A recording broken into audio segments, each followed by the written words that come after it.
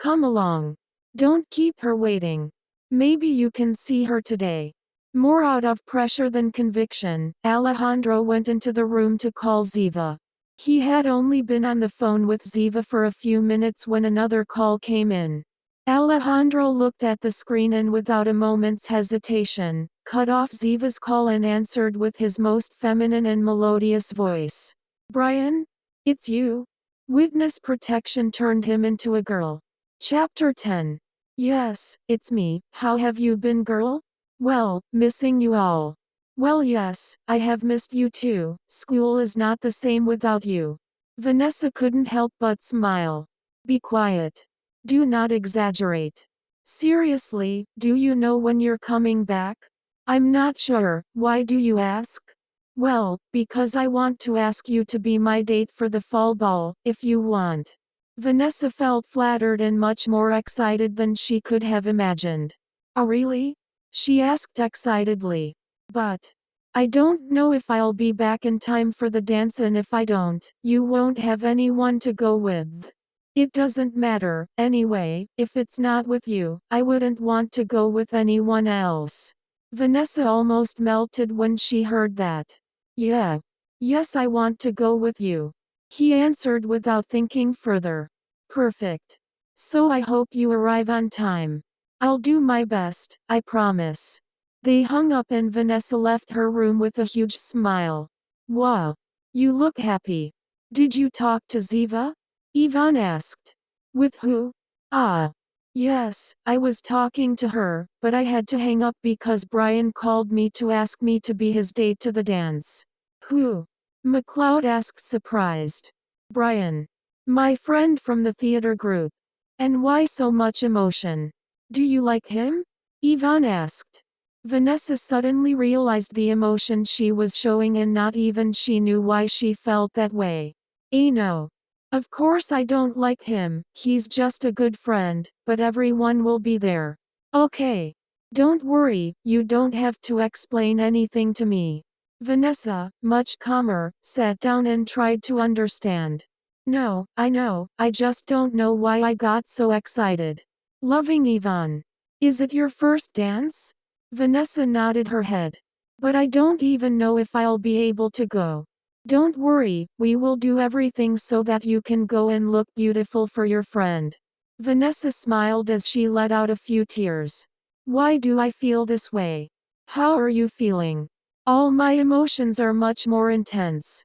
It doesn't matter if it's sadness or excitement or happiness, everything is much more intense than before. Is it the hormones? I don't know, I guess so, but don't worry, you haven't been taking it for a week and little by little you will return to normal. Vanessa just snuggled into Ivan's arms and cried some more. When Vanessa was calmer, Special Agent Costello asked if they wanted to go down to eat at the hotel restaurant so they wouldn't be locked in the suite. Should I dress up as a boy? Vanessa asked. Hey, dress up as a boy? Well, change my clothes.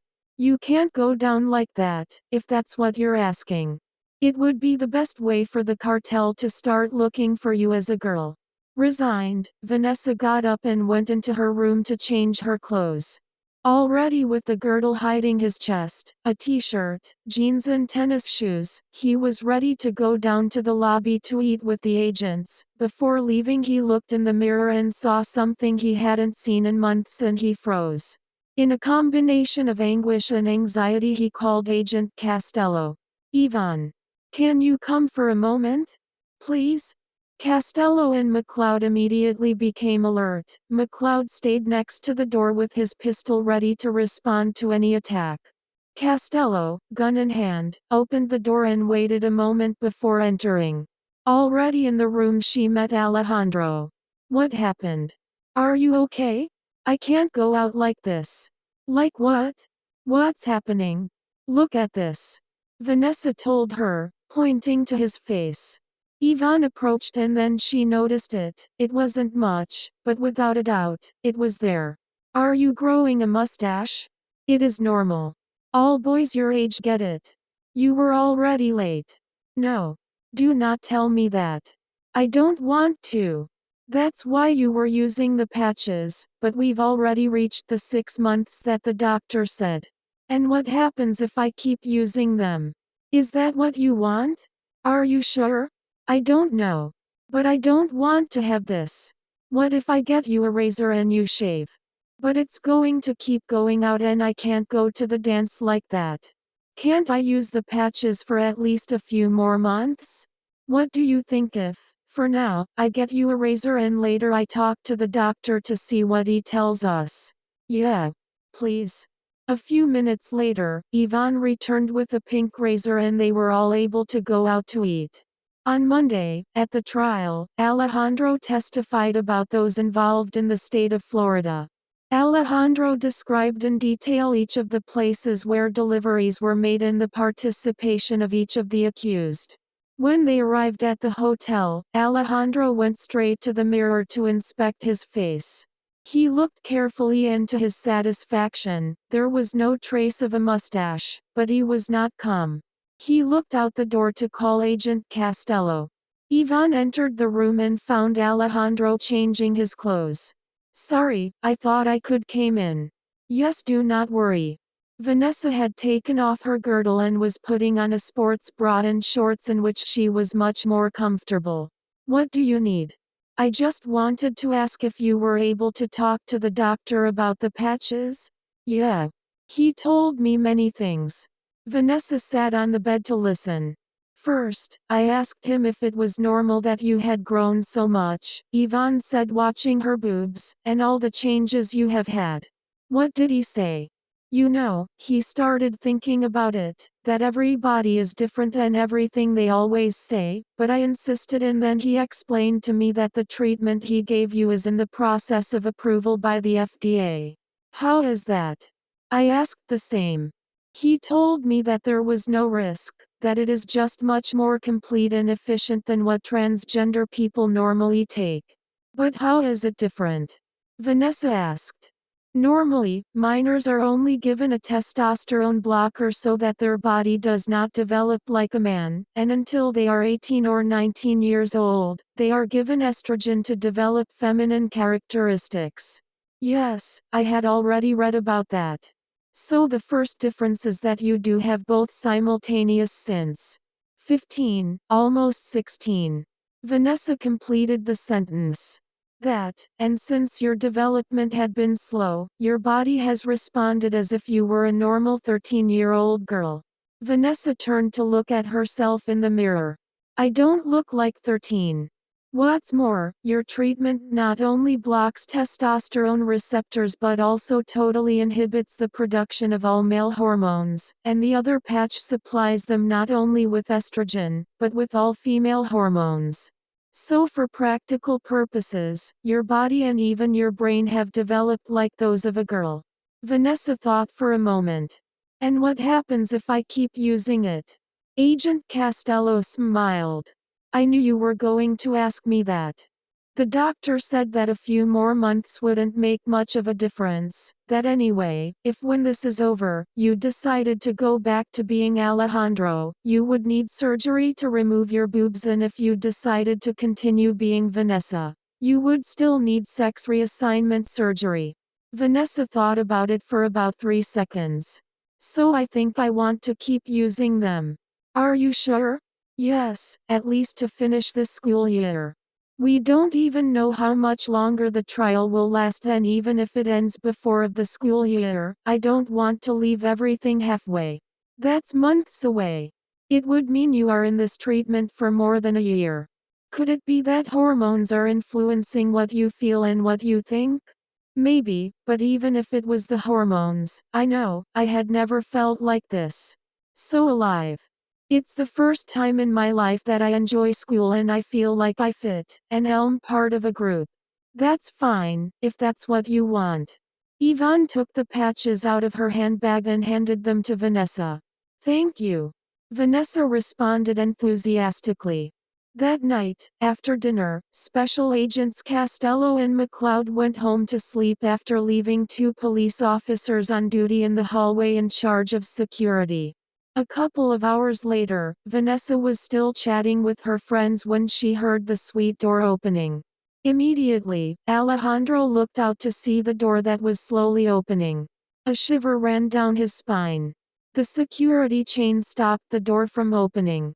Alejandro silently returned to the room, dialed Agent Costello's phone and explained what was happening. "You're sure? Where are the hall guards?" "I don't know, but they're trying to open the door." "I am coming." "Hide and resist as much as you can, defend yourself and fight if necessary." "Okay," Alejandro answered, while looking for something to defend himself with, and where to hide. "Resist. Just hold out for a few minutes." While Ivan called for emergency support, Alejandro found nothing to use as a weapon. He just put the pillows on the bed as if it were a body, and hid in the closet, behind a large suitcase. He just made sure he could see into the room and stayed silent. He heard when they managed to open the door. He saw flashlights searching the suite. It didn't take them long to enter his room. There were two people, apparently a man and a woman. Alejandro only saw the silhouettes. They pointed to the bed, stood one on each side, took out some folding knives, and on the count of 3, the two of them buried the knives repeatedly in the pillows. It didn't take them long to realize that they were pillows. "Where are you, Alejandro?" the man said as he looked under the bed. "Let's go," she said. "If he's not here, it's because this is an ambush." "No. He has to be in this suite. Find him." He went to the bathroom while she approached the closet door. When she put her face close to the closet door, Alejandro, from inside, pushed the door with all his strength, hitting her in the face. The murderer dropped the knife and fell to the ground, bleeding from her mouth and nose, practically knocked out. Alejandro ran towards the door, but as he was leaving, he felt a pull that threw him towards the wall. The guy had him by the neck, but he hadn't started to squeeze. Then Alexander recognized him. He was one of Andres Lopez's bodyguards. "We've been looking for you, Alejandro," the guy said as he ran the knife across Alejandro's face. "Did you know that my brother was killed in the San Antonio raid?" Alejandro knew that he couldn't allow himself to be caught alive. "But don't worry, I am, like the boss, I don't like revenge." As soon as Alejandro saw the opportunity, with a quick movement of his head, he slammed his forehead into the guy's face. The guy let go of him for a moment and Alejandro ran. At that moment he received a knife wound in the side. He swayed for an instant and it was enough for the guy to catch him again.